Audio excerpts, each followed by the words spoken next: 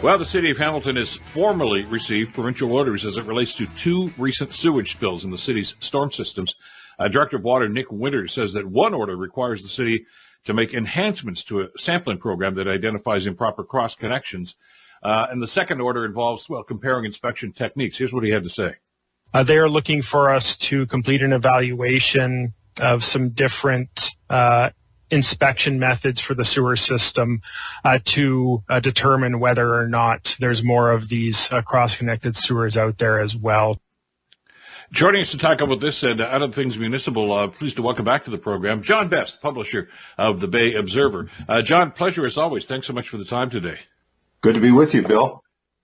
You've written about for years, and we've talked about aging infrastructure in cities. But this is getting ridiculous. About every week there's another situation. Just yesterday they had another direct sewage leak.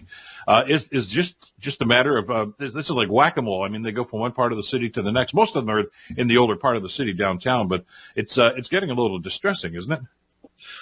Well, it is, but I can't say that it's surprising. I read that ministerial order, and I think the bottom line for councillors is look for another unexpected hit to the budget. I think what it really boils down to is the city had a kind of an inspection program underway, and it was that inspection program, frankly, that did detect the Burlington Street leak back in December. But I think the pace of that work was much slower than probably what the ministry is looking for. So if they're going to increase the pace of that work, it means it's going to also increase the cost. So another hit, old infrastructure, 1969 hookups, that's 53 years ago now. I would say if we don't get regular spills like this, if we don't discover them almost weekly, I'll be surprised, because it looks like there was a complete misreading of the system as it existed back in '69. So I would imagine there's been more of these holes punched in, and we're going to get it, and we're just going to have to deal with it as it comes. Exactly. It's kind of frightening. In yesterday's Bay Observer, John, you wrote a very, I thought, intense article about the auditor being impressed with the city's, not impressed rather, with the city's water billing system. And the reason this came up is they had worked to deal with Electra, the hydro company, in other words, to do the billing for them for the number of years. And they're backing out of that. Electra is anyway. And I guess that exposed to the whole system to it as the auditor had a look at this. And it's pretty shoddy, according to the auditor's report, isn't it? Yeah, I don't think he's very popular with senior management around City Hall. Charles Brown has proven to be, in the past we always thought, well, the internal auditor, maybe, a victim of political waves. But Mr. Brown, this is not the first report he's done. And the one thing I pulled out of the report that I thought was interesting, basically what he was saying is, here we are, we've got less than 2 years to switch over our hydro water billing system to either in-house or a hybrid model or something. It's a major transition. And of course, in the background of all of this, you have the fact that there's personal information that may or may not be vulnerable, people's addresses, phone numbers, and so on. But the one comment he made, he said, I just don't think, to paraphrase the auditor, he said, I just don't think there's enough eyes on this project, and there's enough, it's kind of a bunch of people sitting around trying to work this project in while they're doing their day jobs. And he said it needs focused attention. It needs somebody to really be in charge.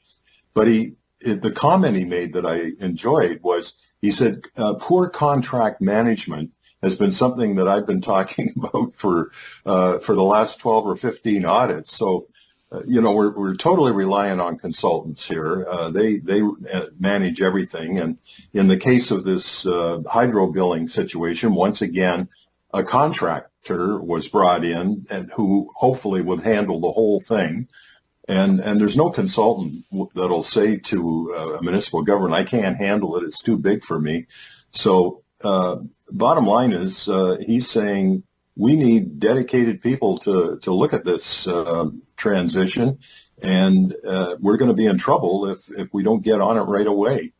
Well, and that's So- the thing I found intriguing about the article, too. The fact that, first of all, there's no oversight from the city on this. They've contracted this thing out, and these guys do their work off the sides of their desks, as I think the phrase that you put in the story there from the auditor. So Yeah, in other that words, was as his you phrase. say, yeah, okay, yeah, I'll get to that when I get to it. And as you mentioned, there's going to be some conflicting points of view here. But I thought one of the things that Councilor Brad Clark brought up, which is kind of intriguing, who has the final say? Is it the auditor? I mean, that's the auditor's job, or is it the city staff that may think, hey, you're way out to lunch here? That's not the way it is at all. I mean, conflicting opinions like that need to be settled before it comes before council, doesn't it? Well, it should, and I suspect that staff. I mean, it was a somewhat minor point that the staff they agreed with almost everything in the report, as is typically the case with these things. But there was one recommendation that they have all the key people meeting on a regular basis, and staff rejected that and said we're already having those kind of meetings, and we don't want to add more meetings.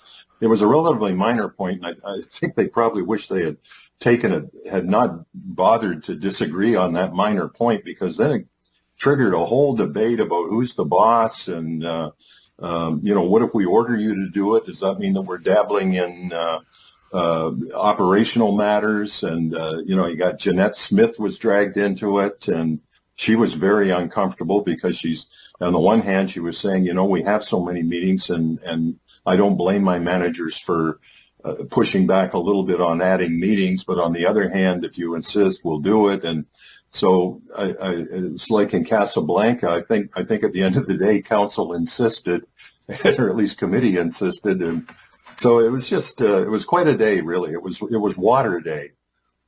Absolutely, except for one other thing I got to briefly touch on. I got about a minute or two left here. Short-term rentals, which has been a problem in many municipalities. Is it a problem here in Hamilton, or are they just doing something proactively, which council doesn't usually do? But is it something that's brewing that they want to try to get before it gets to be too big? Well, one presenter actually had some numbers, and and what she basically said was we have roughly 1,000, maybe it's 1,100 units in the city that are registered with Airbnb. Half of them are kind of mom and pop operations where they're either in the home or in a second home that's owned by the owner, and those are going to be gone now. So you're looking at 1,000 units, 1,100 units. But a lot of the people that wrote council and appeared before council, their point was we used to be renters. We used to rent out on a long-term basis, but with the terrible experiences with tenants and not paying their rent, we can make more money with the short-term rentals. We don't want to be landlords because of the experience we've had. And some of them said, quite frankly, we need to rent out these spaces in our homes because with the interest rates going up the way they have, we won't be able to keep our house unless we have the extra income. So it was an interesting issue. The real question is, are putting all these restrictions on short-term rentals, are those units now going to go back and become rental units? That's what it's a kind of coercion that's being recommended. I'm not sure that's going to happen. Certainly the big, the people, there's roughly half of them were corporate organizations who bought big numbers of apartments and are doing it. They're out of luck now. They're going to have to find another way. But so it'll have some effect on the availability of rental stock, but how much we'll have to see. Kind of nibbling around the edges. Yeah, we'll follow your reporting on that in the Bay Observer in the weeks ahead, I guess. I got to leave it there for now. John, as always, thanks so much for this. We'll talk again next week. Thanks very much, Bill. John Best, publisher of the Bay Observer.